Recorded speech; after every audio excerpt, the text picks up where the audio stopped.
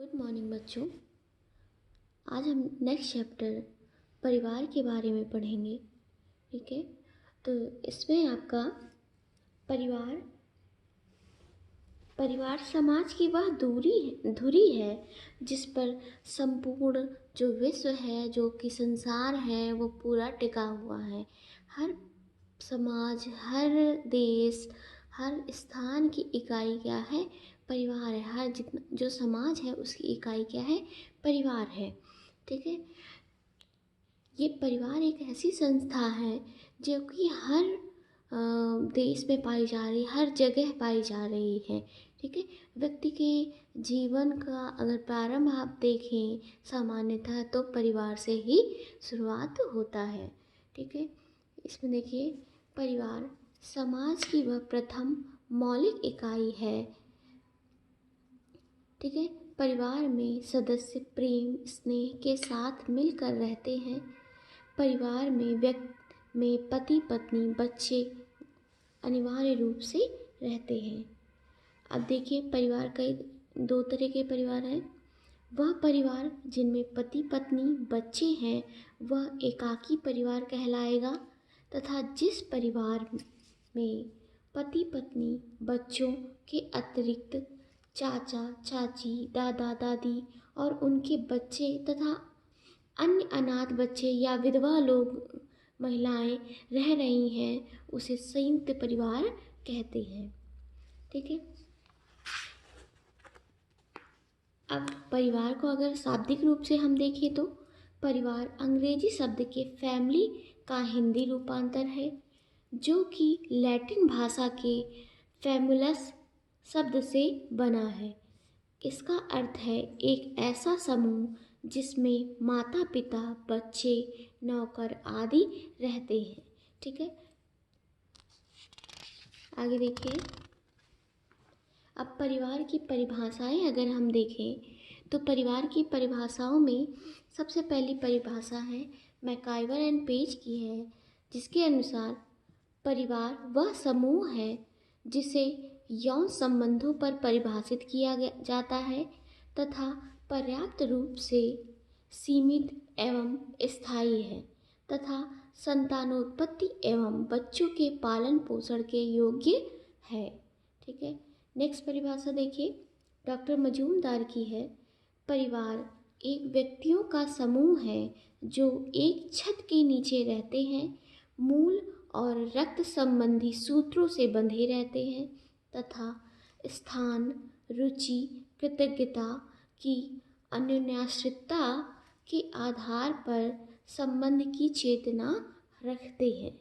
ठीक है, next American bureau of science census की देखिए, परिवार रक्त, विवाह अथवा गोद लेने के आधार पर संबंधित दो या दो से अधिक व्यक्तियों का समूह है। इन सभी व्यक्तियों को एक ही परिवार का सदस्य समझा जाता है। एक नेक्स्ट परिभाषा है बीसेंज एवं बीसेंज की। परिवार वह आधारी और सार्वभौमिक संस्था है जिस पर प्रत्येक समाज का अस्तित्व निर्भर करता है। ठीक है, तो अगर हम सामान्य रूप से देखें तो परिवार क्या है? एक ऐसी संस्था है जो कि हर जगह है और उसका आधार हर जगह है। ठीक है, तो अगर हम सभी परिभाषाओं का सार रूप देखें तो हम ये कह सकते हैं कि परिवार व्यक्तियों का ऐसा समूह है जो आपस में विवाह, रक्त या गोद लेने के आधार पर एक दूसरे से पारस्परिक संबंधित होता है तथा एक सामान्य गृहस्थी का निर्माण करते हुए परिवार के सभी सदस्य एक दूसरे का सहयोग करते हैं व सामाजिक कार्यों को करते हैं तथा आपसी प्रेम एवं विश्वास बनाए रखकर सामान्य संस्कृति की रचना करते हैं। ठीक है, हर परिवार के अपने कुछ रीति रिवाज, कुछ नियम, रीति रिवाज या जैसे जितनी भी रीति रिवाज हैं, मान्यताएं हैं, ये सारी परंपराएं हैं, ये सब क्या होती हैं, लगभग एक समूह या एक समाज की एक तरह से कह लीजिए एक समान होती हैं।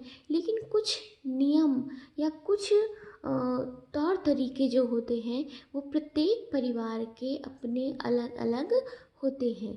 परिवार में किस प्रकार से उठना है, बैठना है, कैसे उनके आचार विचार हैं, कैसे व्यवहार का तरीका है, ये सारी चीज़ें क्या हैं, परिवार से एक परिवार से दूसरे परिवार में परिवर्तित होती रहती हैं, उनके उनमें बदलाव होते हैं।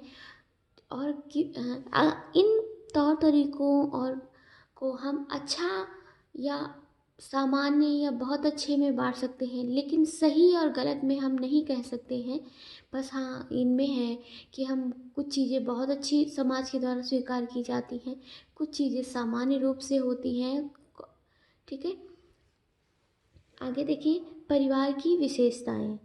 सबसे पहला है सार्वभौमिकता। सार्वभौमिकता मतलब परिवार की जो सामान्य विशेषता है उसमें सबसे ज़्यादा है कि सार्वभौमिकता होती है।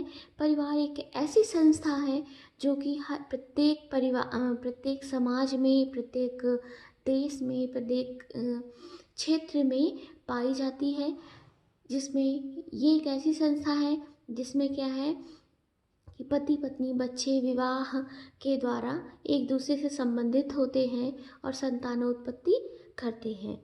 ठीक है, तो ये ऐसी संस्था है जो कि हर जगह पाई जा रही है और इसका अस्तित्व मानव के प्रारंभ से ही इसका अस्तित्व है। ठीक है, आगे देखिए नेक्स्ट है सीमित आकार। ठीक है, सीमित आकार परिवार का एक न एक सीमित आकार होता है, चाहे वो एकाकी परिवार कहा जाए चाहे संयुक्त परिवार कहा जाए। मतलब कि परिवार में कितने लोग होंगे, पति पत्नी बच्चे, ज़्यादा से ज़्यादा अगर संयुक्त परिवार हम देखें तो चाचा चाची दादा दादी और बड़े पापा मम्मी, ठीक है, ताऊ ताई वगैरह हो गए, उनके बच्चे हो गए।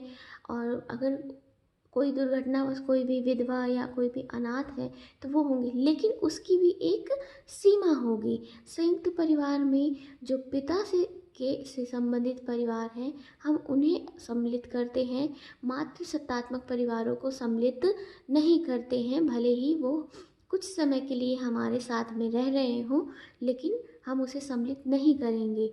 हम परिवार में अपने पिता के इनकी फैमिली को ही सम्मिलित करते हैं। तो इनका भी क्या है, एक सीमित आकार होता है, कोई भी आकार इनका असीमित नहीं रहेगा कि कितने भी लोग इसमें ऐड होते जाएं, ये संभव नहीं है। नेक्स्ट है भावनात्मक संबंध। प्रत्येक परिवार में क्या होता है, एक भावनाओं का संबंध होता है। हम भावनाओं हम अपनी भावनाओं से हैं, जैसे हमारे आपस में क्या होता है, लगाव होता है, सहानुभूति होती है, प्रेम है, सहयोग है, विश्वास है, स्नेह है, हमारे आपस में सेवा भाव होगा, बलिदान की भावना होगी, सहानुभूति होगी, सौहार्द होगा। ये सारी चीज़ें क्या है, एक परिवार में बनी रहती हैं, जो कि भावनात्मक भावों को हमारे मन के भावों को जोड़े रखती हैं, जुड़े हुए होते हैं। और हम इन सब क्रियाओं से प्रेम सहयोग की भावना के साथ में एक दूसरे के साथ में रहते हैं और एक दूसरे के सुख दुख को बांटते हुए अपने जीवन का निर्वाह करते हैं। ठीक है, नेक्स्ट है रचनात्मक प्रभाव। रचनात्मक प्रभाव में मतलब कुछ हम परिवार में रचना करते हैं, कुछ हमारे नियम होते हैं, कुछ कानून होते हैं, कुछ तौर तरीके होते हैं। हमारे परिवार का जो भी है, प्रत्येक परिवार है उसका अपना एक धर्म होगा, एक संस्कृति होती है, एक मूल्य है, लक्ष्य है, जीवन में जीवन दर्शन होगा एवं रीति रिवाज वगैरह होंगे, जो कि क्या होंगे, एक पीढ़ी से दूसरी पीढ़ी तक चलते रहेंगे। ठीक है, जो हमारे दादी बाबा के जो आचार विचार थे वही हमारे माता पिता के थे और वही हमारे हैं, और आगे आने वाली पीढ़ियों में भी वही प्रदर्शित होंगे। ठीक है, नेक्स्ट है सदस्यों का उत्तरदायित्व। ठीक है, सदस्यों का उत्तरदायित्व, परिवार में बहुत सारे सदस्य होते हैं और उन सदस्यों के अपने कुछ उत्तरदायित्व होते हैं, कुछ कर्तव्य होते हैं, कुछ जिम्मेदारियां होती हैं कि वो अपनी अपनी जिम्मेदारियों को अपनी अपनी योग्यता के अनुसार, अपनी अपनी उम्र के अनुसार, अपनी कार्य क्षमता के अनुसार वह सभी उन दायित्वों को पूरा करते हैं। ठीक है, नेक्स्ट है स्थायी और अस्थायी प्रकृति। ठीक है, स्थायी और अस्थायी प्रकृति मतलब कि परिवार जो है वो क्या है, इस एक स्थायी है, एक पीढ़ी से दूसरी पीढ़ी तक चलता रहता है। उसमें पुराने सदस्य हमें छोड़ते रहते हैं और नए सदस्य सम्मिलित होते रहते हैं। वो नए सदस्य चाहे विवाह संबंध के द्वारा हो या फिर जन्म के द्वारा हो, वो हमारे परिवार से जुड़ते रहते हैं। अस्थायी प्रकृति हम इस कारण से कह सकते हैं कि कभी कभी होता है कि परिवार बना, पति पत्नी हुए, बच्चे हुए, लेकिन अगर उन पति पत्नियों में अलगाव हो गया या किसी एक सदस्य की मृत्यु हो जा रही है, तो उस स्थिति में परिवार जो हो क्या है वो अस्थायी प्रकृति हो जाएगी उसकी। ठीक है, जो एक समिति है वो टूट जाएगी। ठीक है, नेक्स्ट है सामाजिक नियंत्रण। सामाजिक नियंत्रण मतलब कि वही पहले ही कहा कि परिवार में क्या होता है, रीति रिवाज होती हैं, परंपराएं हैं, प्रथाएं हैं, चंद रीतियां हैं, नियम कानून हैं। ये सारी चीज़ें क्या है प्रत्येक परिवार में होती रहती हैं और ये एक पीढ़ी से दूसरी पीढ़ी को हस्तांतरित होती हैं। और ये नियम कानून ही क्या करते हैं, हमें समाज में रहने योग्य बनाते हैं, क्योंकि हम इन नियम कानून के द्वारा बंधे हुए होते हैं, इन्हीं के अनुसार